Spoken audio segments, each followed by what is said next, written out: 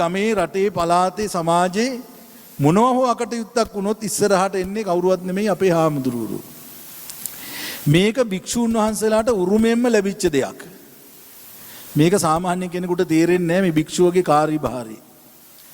මේක උරුමෝනේ මිහිඳු හාමුදුරුවෝ මෙරටට වැඩම කරපු අවදියේ ඉඳලා.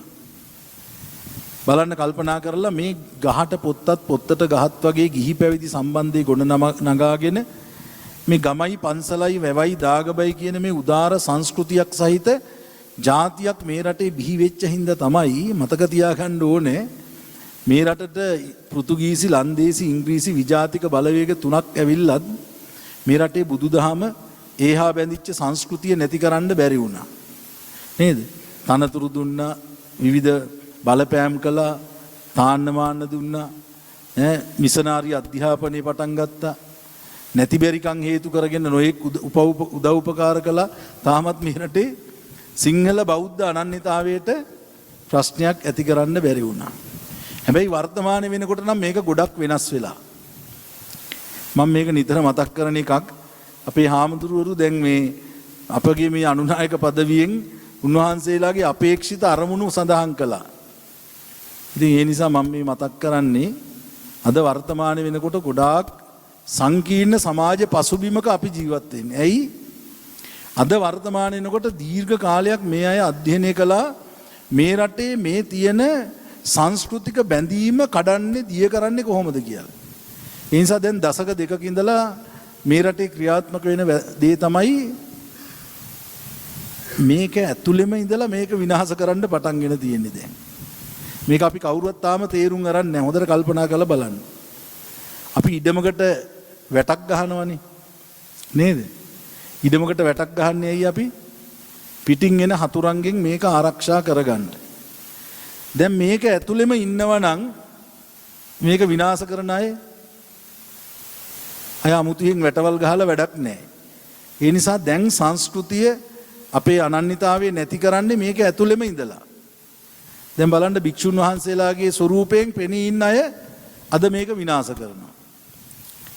දැන් එක කොටසක් ඉන්නවා ලංකාවේ බුදුහාරෝ ඉපදුණයි කියලා කියාගෙන යනවා රට පුරා.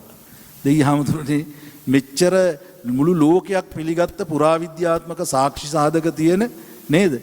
අපි මේ රටේ නෙමෙයි කනින්හැම් වැනි යුරෝපා ජාතිකයන් ඇවිල්ලා තමයි ඉන්දියාවේ පර්යේෂණ කරලා තියෙන්නේ. ක්‍රිස්තු පූර්ව 3 වෙනි සියවසේ සෙල්ලිපි බ්‍රාහ්මී අක්ෂර වලින් තියෙනවා. බුදුහාරෝ ඉපදිච්ච තැන ලියලා. අපි මේ දෙසා බානවා අපේ හාමුදුරුවරුම අර විදියට. තව කොටසක් ඉන්නවා මේ දවස්වල බලන්න අන්තර්ජාලේ ත්‍රිපිටකය පිළිගන්නේ නැහැ. ඒක බුද්ධ භාෂිතයක් නෙමෙයිලු. තව කොටසක් ඉන්නවා මේ දවස්වල කියාගෙන යනවා මේ පරලොවක් නැහැ. එහෙනම් ඉන්නකම් හොඳට කාලා බීලා ඉන්න කියලා මේ හාමුදුරුවෝ කියන්නේ. සිවුර දාගෙන. තව කොටසක් ඉන්නවා නිරාගමික. ආගමක් ඕනේ නැහැ කියලා කියන જાතියක් සමහරු අද ඉන්නවා. ඉතින් මේ විදිහට ඉතිහාසෙ කවදාවත් මෙහෙම තිබුණේ නැහනේ. මේක අය තේරුම් ගත්තා මේක විනාශ කරන්න නම් හොඳම දේ තමයි අර කඳපණු න්‍යාය කියලා එකක් තියෙන්නේ. අනුන්ගේ ඉඩමක තියෙන ගහක් මෙහා පැත්තේ තරහකාරයෙකුට ගිහිල්ලා කපන්න බෑ. තියෙන්නේ අනුන්ගේ ඉඩමකනේ. ඒකට කඳපණුවේ බෝ කරපුවාම මොකද වෙන්නේ? අරක කාගෙන යනවා කවුරුවත් දන්නේ නැහැ මැරෙනකන් විනාශ වෙනකන් මොකද්ද වුනේ කියලාවත්.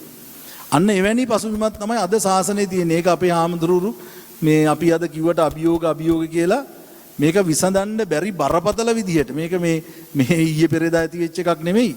දැන් අවුරුදු 10ක් 20ක් විතර කාලේ ඉඳලා ඊටාම සූක්ෂම විදිහට මේ බෞද්ධ සමාජයේ ගිලගෙන යන භයානක ව්‍යාපාරයක්. මේ සඳහා ගොඩක් මේ අනුග්‍රහය දක්වන්නේ විජාතික බලවේග. විජාතික බලවේග. හොඳට තේරුම් ගන්න. විවිධ ස්වරූපයෙන් තමයි පෙනී ඉන්නේ. ඉතින් මේ අය කියන නොයෙක් දේවල් තියෙනවා සමාජයේ. සමහරට මේ පෙරහැරකට අලියෙක් ගන්නවට විරුද්ධයි. ළමා අයිතිවාසිකම් ගැන කතා කරනවා. හෙට අනිද්දා කුඩා දරුවෙක් පැවිදි අපේ හාමුදුරුවෝ කිව්වා. ඉතින් මේ ශාසනයේ අද පැවිදි වෙන්න දරුවෝ නැහැ. ඉතින් අද සමාජ මතයක් හදලා තියෙනවා පැවිදි කරන්න දරුවෙක් දෙන්න එපා කියලා. ඒක තමයි මං කිව්වේ අද ඒ වගේ නොයෙක් දේවල් ඇතුලෙන් ක්‍රියාත්මක වෙන. නිකන් හිතලා බලන්න මේ අද මේ අය දන්නවනම් මුළු ඇමරිකාවෙම විශාල ශාසනික මෙහෙවරක් කරන හාමුදුරු කෙනෙක් ඉන්නවා.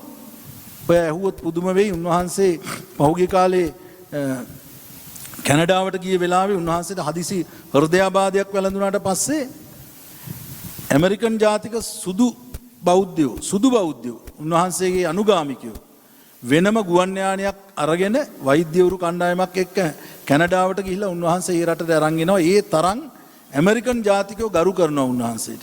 උන්වහන්සේගේ ගම කොහෙද දන්නවද? තුම්පනේ. වැලිවිට. උන්වහන්සේ පොතක් ලියනවා තුම්පනෙන් ඇමරිකාවට කියලා. හේනේගම ගුණරතන නායක හාමුදුරුවෝ. අන්තර්ජාලයට ගිහිල්ලා බලන්න අවුරුදු 96යි වයස. දැන් අවුරුදු 50කට වැඩි කාලයක් එංගලන්තේ ඇමරිකාවේ. ඉතින් මම මේ කියන්න ගියේ මේ පුංචි කාලේ පැවිදි වෙලා තමයි අද ලෝකෙම නේද? අද දිනන්න පුළුවන් තත්වයට උන්වහන්සේලා පත් වෙලා තියෙන්නේ.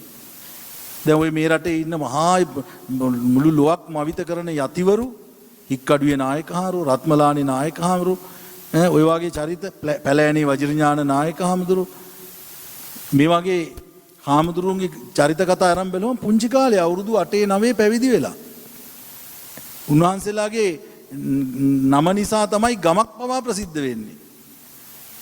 හොඳට හොයලා බලන්න. ඉතින් මේ ගමෙන් ගිහිල්ලා පැවිදි වෙලා අද මුළු ලෝකයක්, ලංකාවේ නෙමෙයි ලෝකයක් දිනන්න පුළුවන් තරමට පත් වෙලා තියෙන කුඩා කාලේ පැවිදි වෙලා. පුංචි රාහුල කුමාරයා 7 අවුරුදු වයසේ පැවිදි වෙලා තියෙනවා. මෙන්න මේවා තමයි අද තියෙන අභියෝග. ඉතින් ඒ නිසා අපේ නායක හාමුදුරුවෝ මේවා කියනකොට මේ තනතුරු බාරගත්තා වගේ නෙමෙයි නේද? අර මේ අහගෙන ඉන්නකොට හිතනවා මගේ අම්මේ තියෙන වගකීමක් කියලා අපිට. ඉතින් සමාජයේ මොකද්ද බලාපොරොත්තු වෙන්නේ කියලා. ඉතින් ඒ නිසා අද ඒ අභියෝග අපි දන්නවා.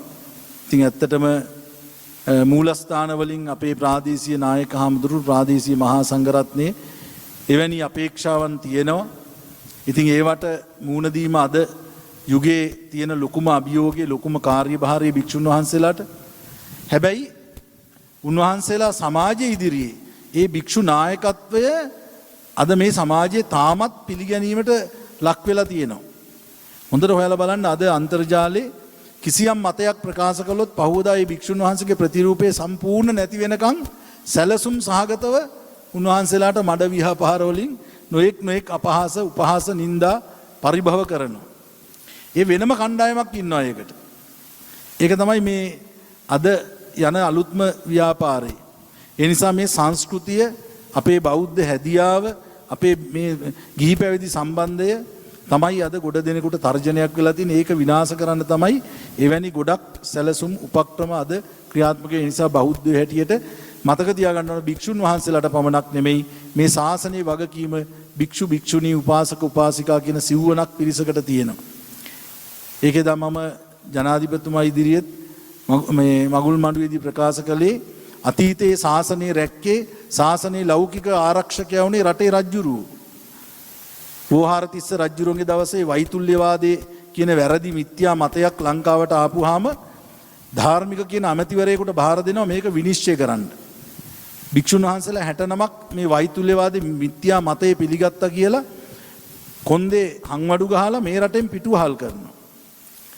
මහා පරාක්‍රමබාහු රජුරුවෝ ලංකාවම එක්සේසත් කරලා මහා දිමුලාගල මහා කාශ්‍යප මහමුදුරුගේ උපදේශ පරිදි ශාසන සෝධනයක් කරලා දුර්මතධාරී භික්ෂුන් වහන්සේලාට නගුලයි උදැල්ලයි දීලා සිවුරු අරවල ගෙවල් වලට යවුවා. ඉඩ කඩන් දීලා ගොවිතැන් කරගෙන ජීවත් වෙන්න කියලා. එහෙමයි මේ ශාසන ඉතිහාසය රැක්කේ. ඉතින් අද එහෙම ලෞකික නායකත්වයක් අපිට නැහැ අවාසනාවකට. බුද්ධ ශාසනයේ රැකීම රජයේ වගකීම කියලා අද තිබුණට මේ මෑත කාලේ අපි මේ වර්තමාන රජයට කිතරක් කියනවා නෙමෙයි. මෑත කාලේම දිගින් දිගට ඒ වගකීම කොච්චර දුරට ඉටු වුණාද කියලා අපිට ප්‍රශ්නයක් තියෙනවා. ඒක කොච්චර දුරට ඉටු වුණාද කියලා. ඉතින් ඒ නිසාවෙන් අපි තේරුම් ගන්න ඕනේ මෙන්න මෙවන් අභියෝගයක් මැද්දේ තමයි අපිට කටයුතු කරන්න තියෙන්නේ. ඉතින් එවැනි පසුබිමක තමයි අපි මේ ආමුදුරුරු අද ගම්බද උන්වහන්සේලා මහා පරිශ්‍රමයක් කැපකිරීමක් කරමින් අර අනුබුදු මිහිඳු මහරහතන් වහන්සේගෙන් සමාරබ්ධ වෙච්ච මේ ලාංකීය භික්ෂු ශාසනය අපිට ආවේනික වූ ඓතිහාසික උරුමය ආරක්ෂා කරගෙන කැප වෙලා උන්වහන්සේලා අදටත් කටයුතු කරන්නේ. ඉතින් ඒ නිසාවෙන් එවැනි සඟ පෙළපතක් පරපුරක් වැඩ ඉන්න මෙවැනි ප්‍රදේශයක උන්වහන්සේලා මේ දායකකාරකාදීන්ගේ කුදු මහත් සිදු කරමින් අප වෙනුවෙනුත් අද දවසේ මේ වගේ ඉතා වටිනා පිළිගැනීමක් උපහාරයක් කිරීම ගැන මම නැවතත් මගේ ගෞරවයේ ප්‍රණාමයේ ඔබ වහන්සේලාට පිරිනමමින් ඔබ වහන්සේලා මතක් කළා වගේ ඉතින් මේ තනතුරෙන් ඉතින් අපි විශ්වාස කරන හැටියට අපිට ශක්ති පමණින් අපි කිසියම් දෙයක් මේ කටයුතු වෙනුවෙන් අපි හැමදාම අපිට පුළුවන් මට්ටමින් යම් දෙයක් සිද්ධ කළා ඉදිරියටත් ඉතින් ඒවා අපිට හැකි පමණින් අපි ඒවා ඉටු කරන්න බලාපොරොත්තු වෙනවා.